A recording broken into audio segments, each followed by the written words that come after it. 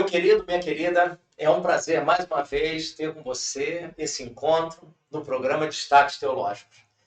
Hoje a gente vai, primeiramente, agradecer pela sua presença conosco e a sua atenção. Que Deus abençoe a sua família e te abençoe nesta hora, neste dia, em nome de Jesus.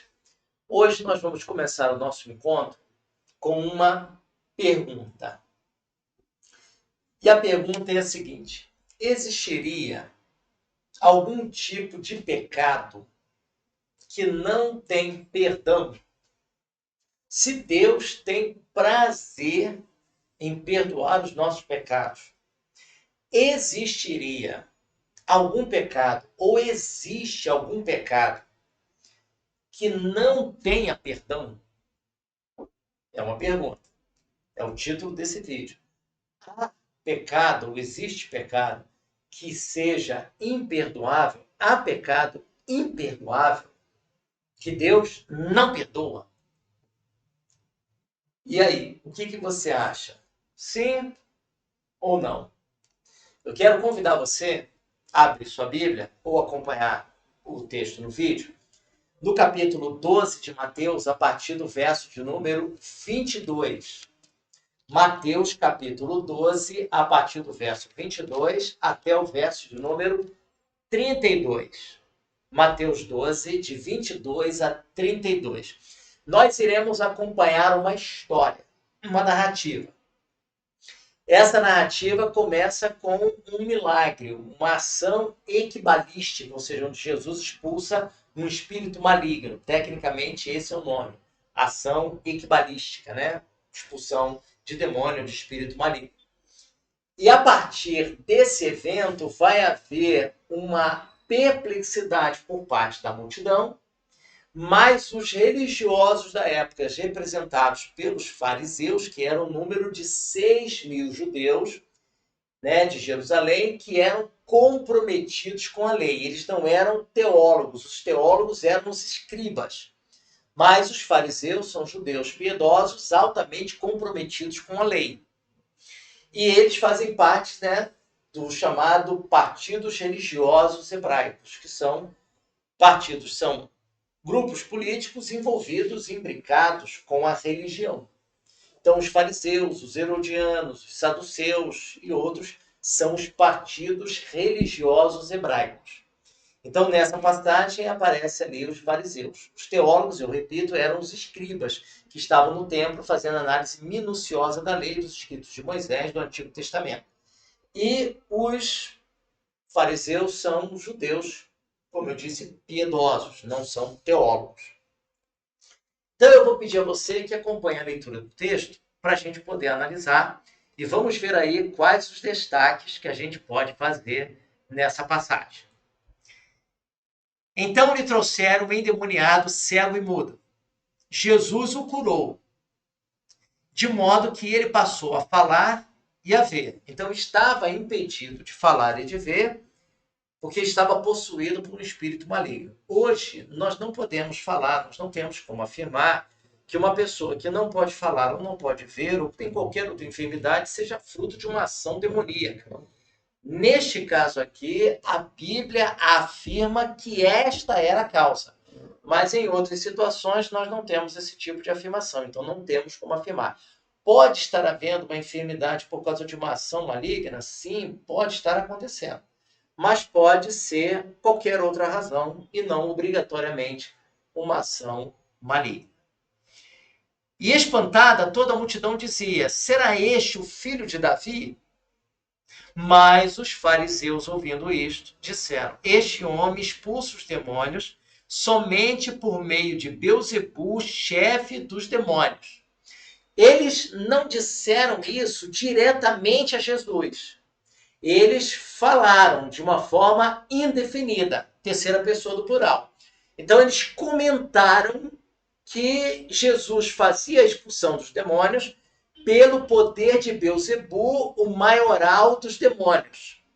E aí, Jesus, conhecendo o pensamento deles, Jesus sabe aquilo que nós pensamos. Deus sabe aquilo que nós pensamos. O inimigo de nossas almas, ele não sabe, assim a teologia entende e crê, que ele não sabe o que nós pensamos. Mas Jesus, a Bíblia, em vários momentos, afirma que Jesus sabia o que eles pensavam, qual a intenção do coração deles. E aqui, Jesus não obrigatoriamente ouviu, mas sabia o que se passava no coração deles e sabia que havia um questionamento. Não sobre o que havia sido feito, era um fato, estava diante dos olhos deles, mas a causa, o poder por trás dessa execução. Qual o poder que foi executado ali, que está por trás da libertação do espírito maligno? Eles colocam e estabelecem uma contradição. Qual a contradição? Que Jesus vai abordar mais na frente. Eles vão dizer que está acontecendo isso pelo poder de Beelzebul, o maioral dos demônios. Mas como pode isso? Como pode o maioral dos demônios expulsar alguém que está comprometido com ele? E Jesus, então, vai exemplificar outras situações onde o combate entre pessoas que estão ligadas ao mesmo grupo traz dano, traz prejuízo para todo mundo. Vamos analisar? Mas Jesus, conhecendo-lhes os pensamentos, disse-lhes: todo reino dividido contra si mesmo será destruído, não vai prevalecer. E toda cidade ou casa dividida contra si mesma não subsistirá. Então Jesus aponta que o que eles estão afirmando é um contrassenso, é uma contradição. Humanamente falando, não tem lógica. E Jesus continua: se Satanás expulsa Satanás, está dividido contra si mesmo. Como seu reino sobreviverá? Então, o primeiro destaque teológico que nós fazemos é que está estabelecida na fala dos fariseus uma contradição. Não haveria uma disputa interna no reino maligno, onde o maioral dos demônios iria expulsar um demônio que fosse inferior a ele. 2. Jesus externa essa contradição, sinaliza essa contradição, não a partir do que eles falaram chegou até ele, mas a partir daquilo que ele percebe, entende do que eles estão pensando. Então Jesus sabe aquilo que nós pensamos a respeito dele. 3. Jesus sinaliza com outros exemplos de outras situações onde essa mesma premissa não se aplica e não funciona. Uma casa contra si mesmo. Se o marido está contra a esposa, se a esposa está contra o marido, se os filhos estão contra os pais, se os pais estão contra os filhos, esta casa não permanecerá. A ruína dela é certa.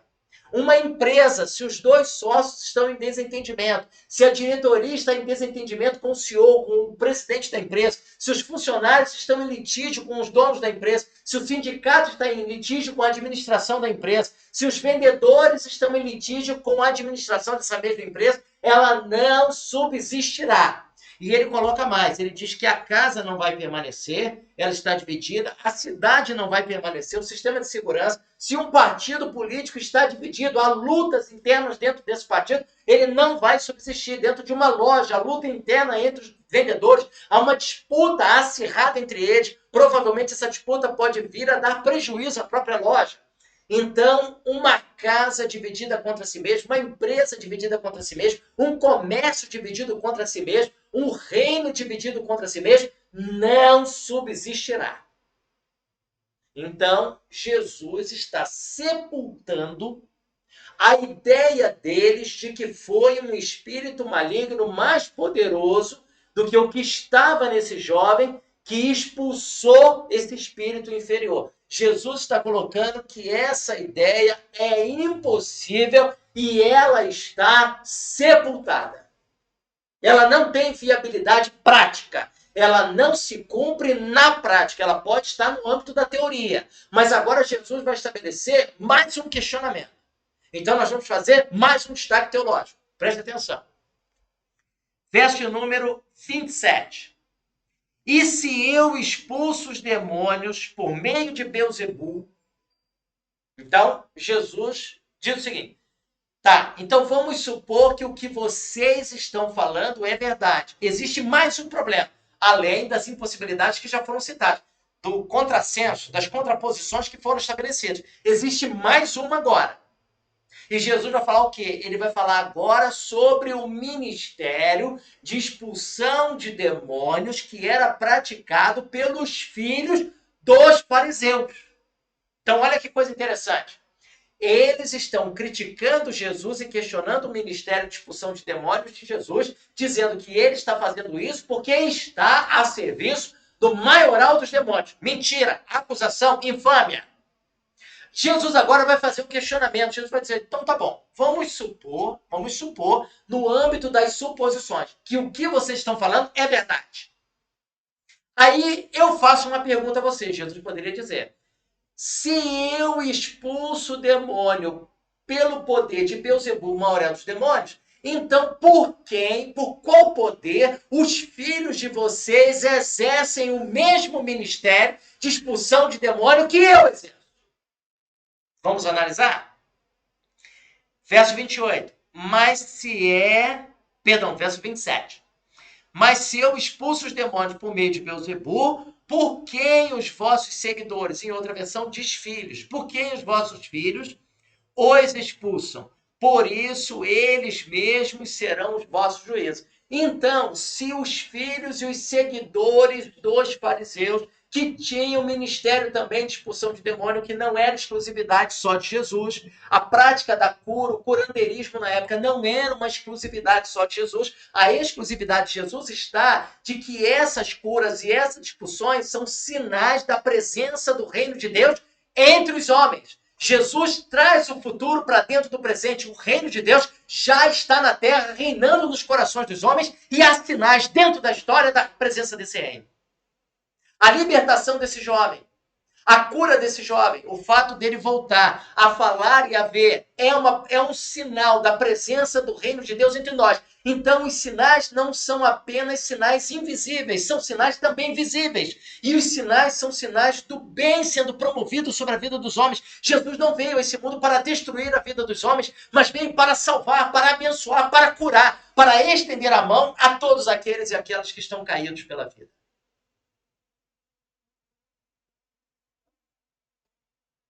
Se eu expulso os demônios pelo poder de Beelzebul, por quem os vossos filhos, os seguidores, expulsam, fazem o mesmo ministério que eu. Não é de exclusividade só dele. Então, o reino de Deus chegou a vós. Então, os partidos religiosos hebraicos, eles surgem no período interbíblico, no final do 3º século e início do 2º século a.C. Todos esses partidos religiosos hebraicos, nós temos que olhar para o passado com uma certa misericórdia. Se a gente não olha para o passado com misericórdia, a gente corre o risco de cometer muitos erros na nossa avaliação. Esses partidos religiosos hebraicos, saduceus, fariseus, herodianos e tantos que surgem, eles cumprem um papel. Eles estão tentando dar resposta aos dilemas que o povo hebreu está vivendo nesse período. Então, a tentativa deles não é uma coisa que deve ser rejeitada por nós. Eles estão manifestando a espiritualidade daquele tempo. Eles estão tentando encontrar resposta para os dilemas, perseguições, para as dificuldades que a vida está impondo sobre eles. Então, surgirem os partidos religiosos hebraicos, e a gente vai analisar aqui na sequência, nos próximos vídeos, cada um desses partidos, as suas ideias, as suas propostas.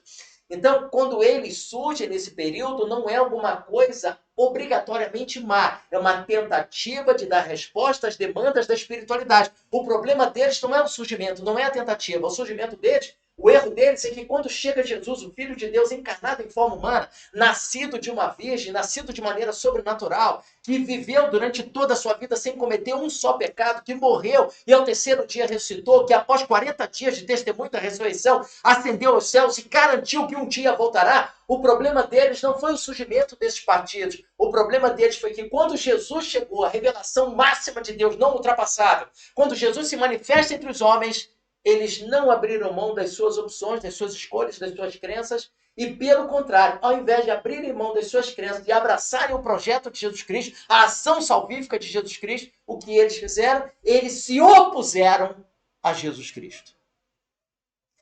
Então, esse é o problema. Eles não abriram mão das suas convicções equivocadas, que não passavam de tentativas, para abraçar o projeto do unigênito Filho de Deus. Eles optaram em serem um grupo opositor, antagônico ao projeto de Deus sobre a face da terra, que se manifesta na pessoa de Jesus Cristo.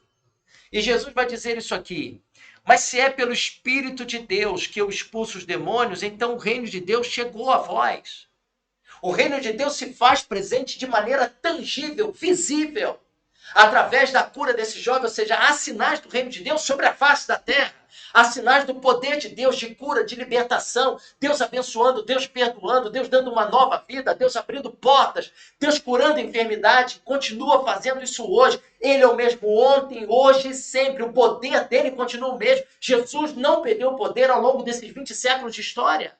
E esses sinais estão sobre a face da terra. E eles olham para esses sinais e eles se rebelam contra Deus e atribuem ao projeto de Deus, à ação de Jesus Cristo, à ação do poder de Deus, pelo Espírito de Deus. Eles atribuem isso ao poder de Satanás.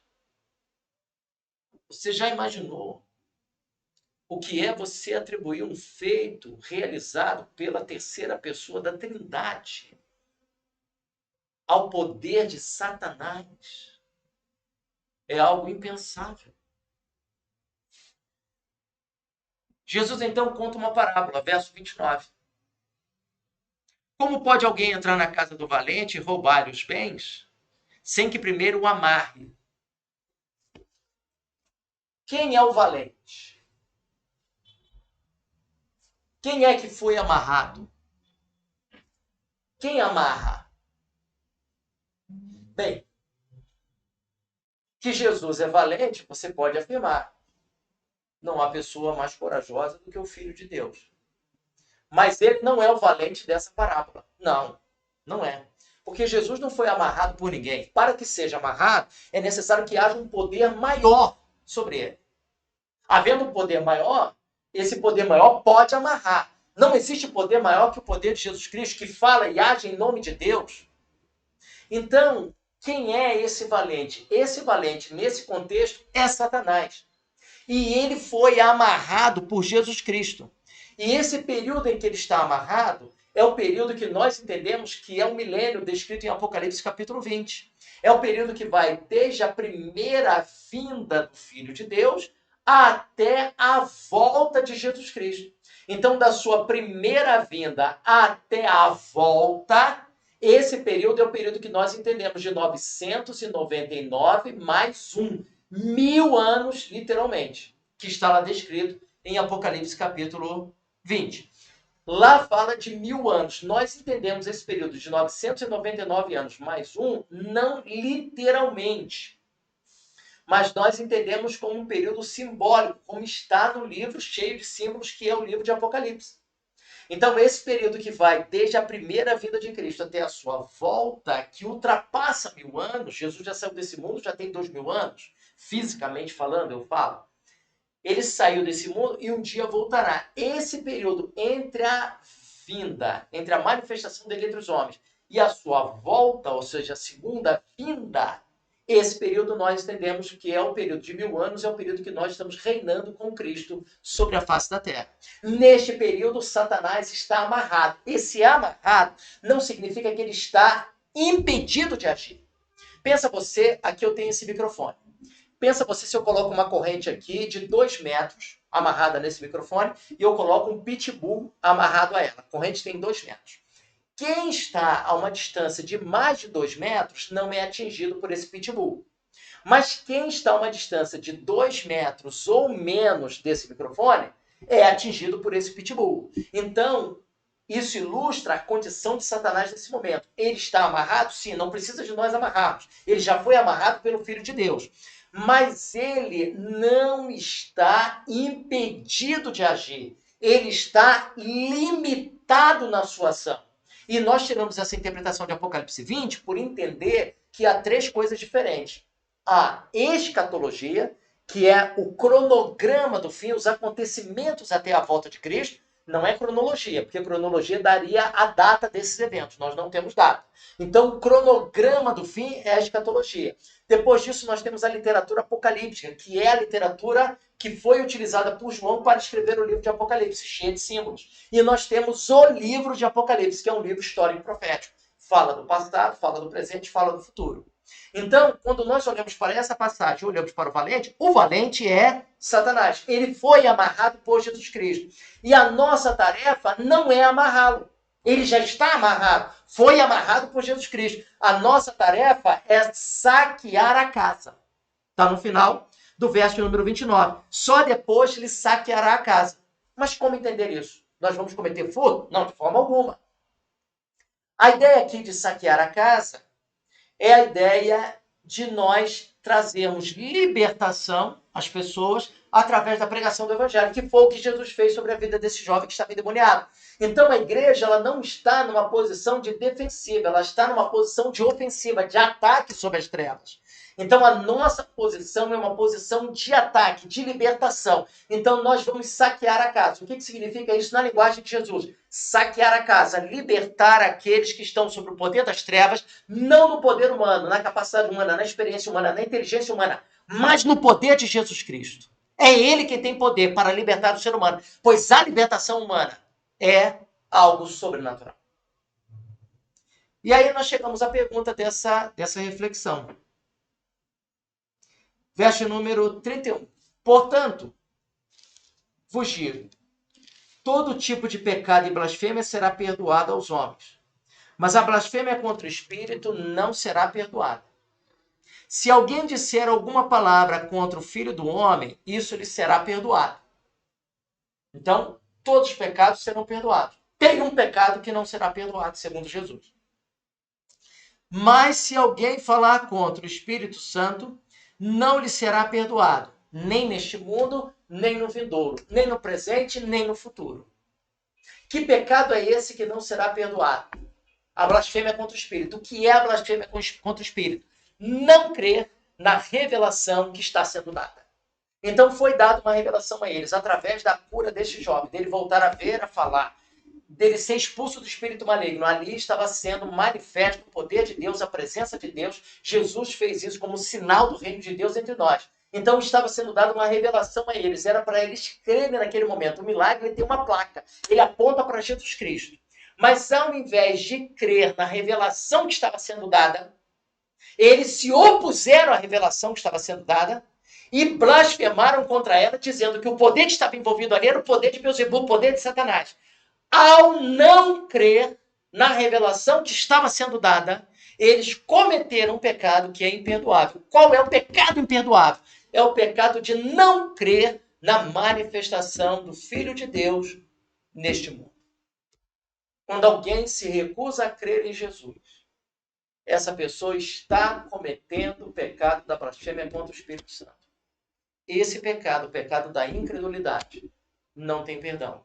Então, a pessoa que crê, a pessoa que me ouve nesse momento, que é crente em Jesus, seja você homem, mulher, rapaz, moça, qualquer idade, que você crê em Jesus como Senhor e Salvador, eu digo a você, em nome de Jesus, garantido pela Escritura Sagrada, como o maior destaque teológico desse momento. Você não comete esse pecado. Somente uma pessoa que se recusa a crer em Jesus. Que Deus te abençoe, que o Senhor conceda graça ao teu coração. Muito obrigado pela sua presença conosco. Eu peço a você que você se inscreva no canal, que você curta esse vídeo, que você se inscreva lá no sininho para você receber as notificações e, acima de tudo, que você nos ajude. Nós temos aí o nosso e-mail, que é destaques@protonmail.com. Está aí na descrição do vídeo para você nos ajudar. E eu quero agradecer também as pessoas que já estão nos ajudando. Nós estamos recebendo já algumas ofertas. Muito obrigado por aqueles que estão e aquelas que estão nos ajudando, mantendo esse programa de pé no ambiente virtual. Que Deus te abençoe, que o Senhor conceda graça ao teu coração, te dê muita paz e, em nome de Jesus, creia nele, pois vale a pena. Amém.